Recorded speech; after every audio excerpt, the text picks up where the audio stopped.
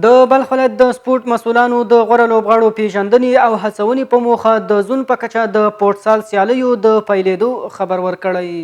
د فوټسال کمیټې مسؤل وایي دغه سیالۍ په شمال زون کې د غوره لوبغاړو پیژندلو لپاره پیلېږي چې په هغه کې به 8 ټیمونه په خپل منځ کې سیالۍ وکړي او د فوټسال ملي ټیم ته به غوره څېرې ور وپیژندل شي.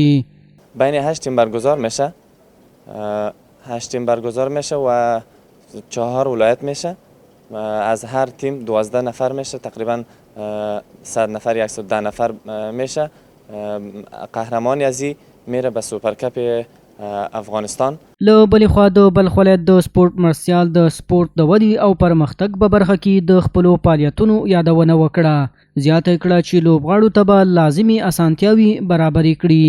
فوټسال په مسابقو کې کله چې دغه ټورنمنټ برگزار کیږي په دغه کې هغه فوټسال بازیکنان به کابل ته غوښتل کیږي او هلته به بیا د هغوی څخه ارزیابي کیږي. د هغه نه په بعد بیا به د فوټسال ملي ټیم کې به داخلیږي.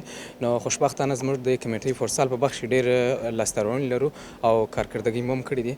د یادونې وړ د یادې سیالۍ به راتلونکي چهارشنبې په مزار شریف کې پیل شي چې د 15 ولایتونو 8 ټیمونه به پکې برخه ولري.